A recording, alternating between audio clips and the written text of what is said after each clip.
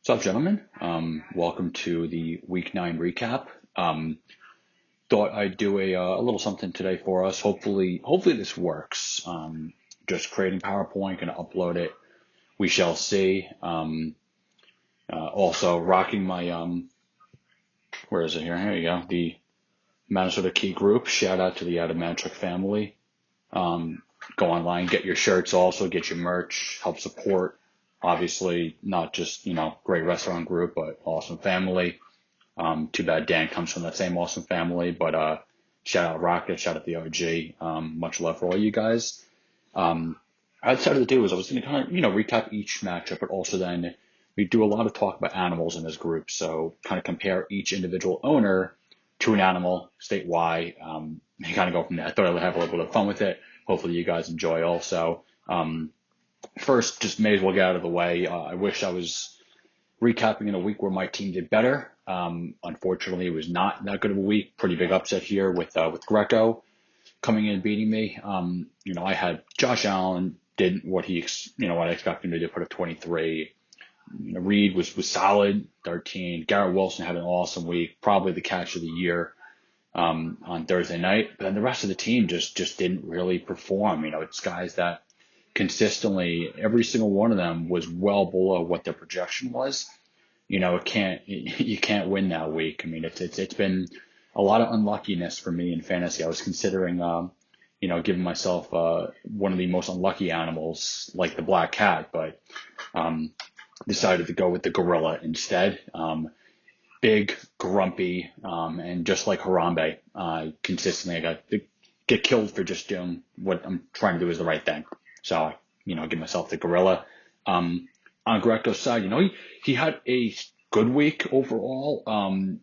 But his team names guy, Jackson Smith and Jigba, putting up 33.5. That is absolutely killer. Obviously, his biggest game of the year, one of the biggest games from a receiver period the entire year.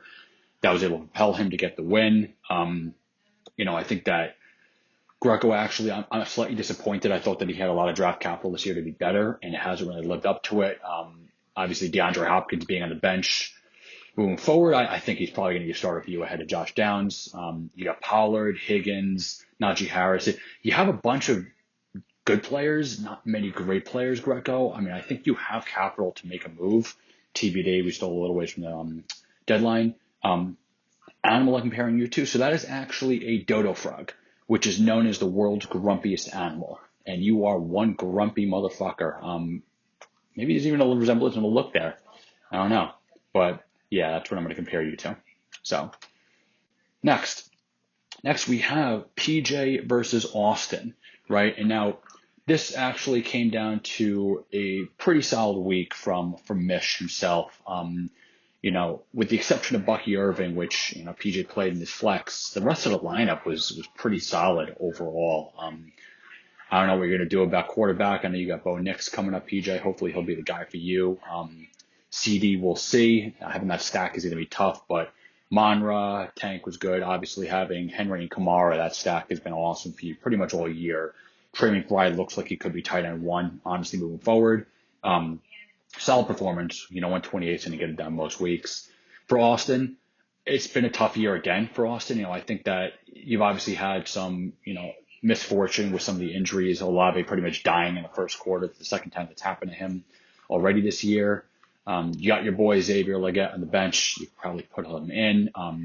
Achan's back. He had a great game. Burrow had an awesome game. JJ's been maybe the best receiver in football this year.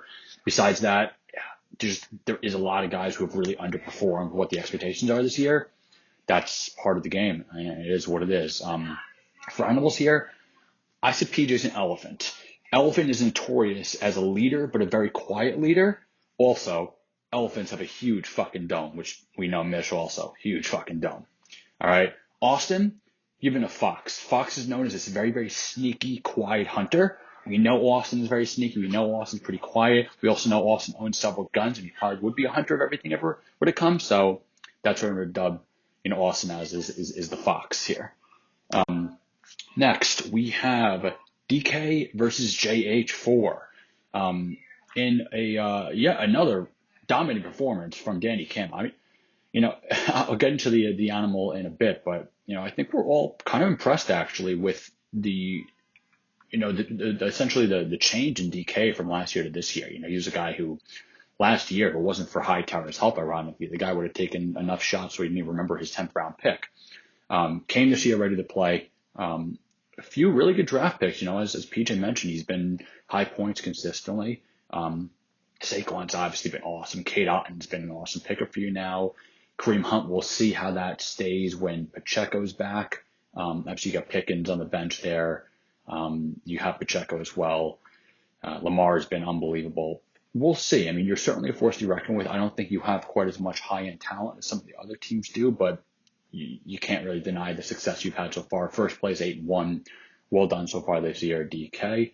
On to Hightower. I mean, this is a team that basically is going to be competing for the toilet bowl. I mean, he should be thanking Dan, but you never know how that ends up. We know Hightower. You pretty much either wins the league or lose the league. There really is no in between. Puka obviously getting ejected for throwing a punch kind of epitomizes how your season's gone. You had some solid performances, putting up slightly above what your original projection was, but there's just not that much talent on this team. I think that. Obviously, you're going to still, brag about whatever you have. You're going to, hang your hat on DraftKings, but this team in this league here is not going to be a playoff team, not in contention, and, hopefully you don't lose the league outright. But in terms of animals, for DK, I picked a manatee. So manatees are actually known as one of the friendliest animals in the sea, and they are also an animal that has no enemies and gets along very well with other creatures in the sea. DK, big, friendly, doesn't really have any enemies, seems to get along with everyone. I thought it fit pretty well. For Hightower, he loves to call himself the GOAT. You are not the GOAT. You're not the GOAT. The GOAT does not consistently lose a league 3 times in the last 6 years. I'm going to say a rooster. Roosters are known for being cocky. Right? You are very, very cocky, but roosters are also pretty annoying. You're cocky, but to an annoying stage at points, especially when your team sucks. When you're good, give it to you, but right now your team sucks. Next, moving on to Jackson versus Dan in another matchup that was really not too close at all. I'll start with Jackson first here. I guess solid week. Gino stepped in for you, was good. You had Jordan Addison was good.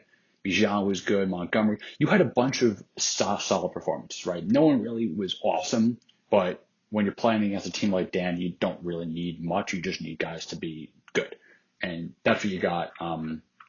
We'll see. I don't think you have the depth to be a contender long term, especially with McCaffrey coming back and taking Mason away, who's one of your top players. But you never know. I mean, you're 4-5. You're in contention for a potential playoff spot if you can get some points in big weeks. Perhaps get a diamond in the rough with a new player to come in for you. We'll see, but you never know. For Dan, I mean, God, what can we say? It's like every single week you have a new team name, a new team picture. You just barely missed out on being renamed this year. I think right now you're probably looking at the lowest point total in a season this league has ever seen before. I know it's a lot of injuries. I know I've harped the point before. You drafted a lot of guys who are always hurt.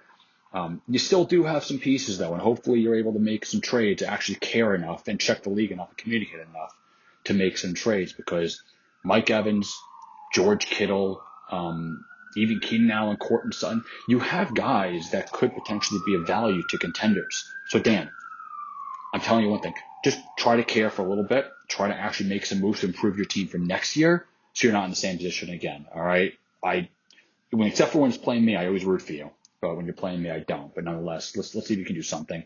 In terms of names, Dan, Octopus. Apparently Octopus is one of the most injury-prone animals. They often suffer injuries to their limbs.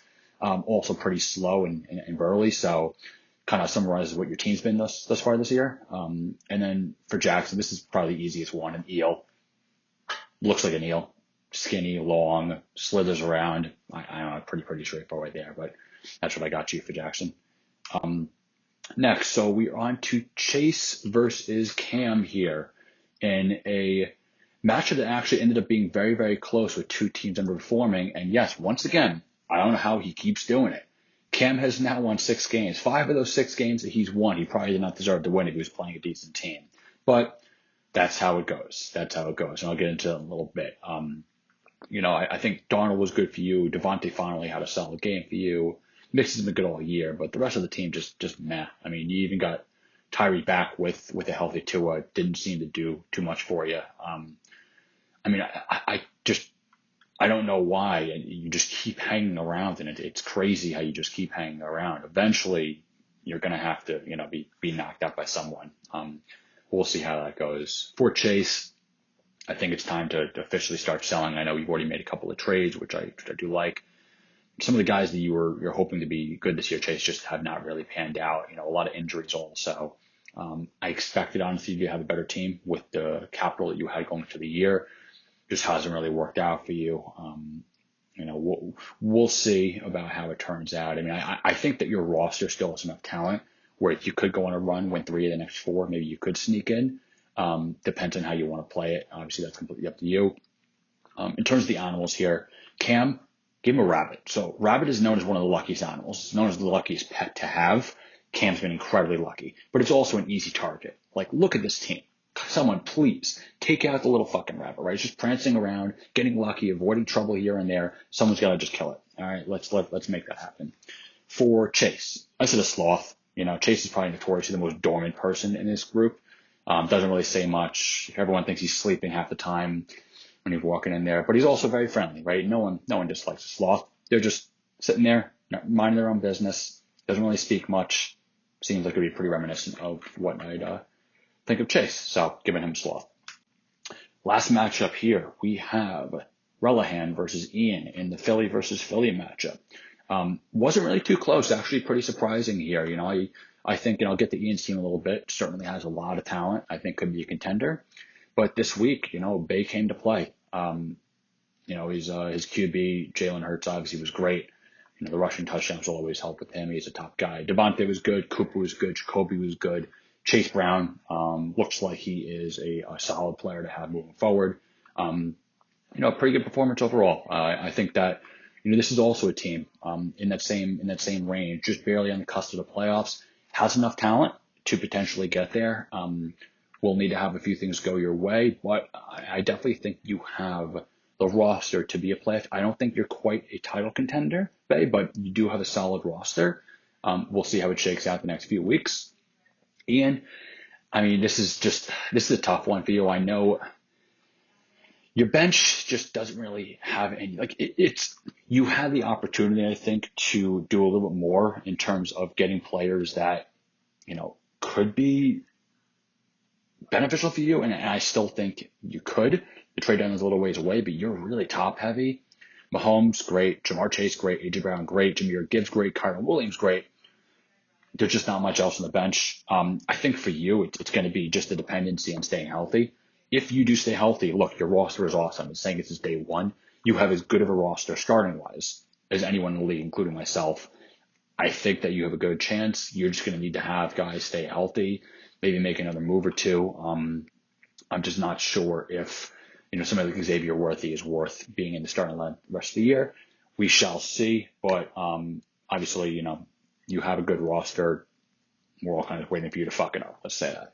In terms of animals here, Relihan, I'm giving you the donkey, known as the most stubborn animal in the world. I mean, every single year you go heavy on Eagles in fantasy. You refuse to ever change up your strategy, yet you don't. You haven't won. You keep failing and falling short. I think it's just a stubborn nature that Philly fans embody that resembles a donkey here. For Ian, this is a picture of Chihuahua. I didn't even have to Google. I thought, what's the most annoying, yappy little fucking animal in the world? I was like, Chihuahuas. They're small, yappy, annoying. I think pretty self-explanatory here. Love you, Ian. You're a fucking Chihuahua. You just are. Last, just going to recap the whole league and where we stand right now. So I went through a lot of it, but I think you really have 4 teams, in my opinion, right now that are title contenders. Between DK, Peach, Ian, and myself, I think that the 4 of us have rosters that could certainly win the title this year. I think there's a pretty large disparity right now between the top 4 and the rest of the league. I'd be shocked if anyone else past that gets in and makes it. But then again, I remember what happened to me a couple of years ago, so you can never discount teams that are on the edge right now, which, I think even though Cam's in fifth place, I don't even think he is a contender at all. I think Greco, Jackson, and Bay have better teams than Cam does. Any one of those teams, guys, if you make an acquisition or two, get hot at the right time, you could sneak in. You never know. So I think those are the next grouping there. Then you have Chase and Austin probably safe from the toilet bowl, although Austin, I don't know. It's kind of risky there. You're not really going to be in contention for the playoffs. I doubt you're probably not going to be in the toilet bowl unless you trade guys away. Tough to see how you play it in terms of looking at next year. And then we have just two basement dwellers. Hightower, well, I should say Hightower is a basement dweller. Dan is basically 6 feet under at this point. That roster, I mean, gosh, if you kept McCaffrey, obviously, I think you would have had a chance at least to compete to stay out of the bottom. I mean, as currently constructed, I hope you're saving up money right now to, either pay for the dinner next year or somehow, training in the stomach to be able to eat whatever's going to have to be eaten as the punishment to this. 680 total points in 9 weeks that's pretty fucking bad. I really don't have much else to say other than I wish you the best of luck. I'm rooting for you as much as I'm rooting for, your family this week. I'll kind of end it on that, Dan. Obviously big shout out to the Rocket, to Sue, the rest of the fam. You guys are awesome peoples, and I wish you the absolute best moving forward, and hopefully, you can rebuild as strong as ever. Can't wait to get back down to Englewood, visit the lock, visit, the other spots down there. So best of luck to you guys. But for everyone, hope you enjoyed this. Hopefully this all actually worked, and best of luck the rest of the way. Cheers, boys.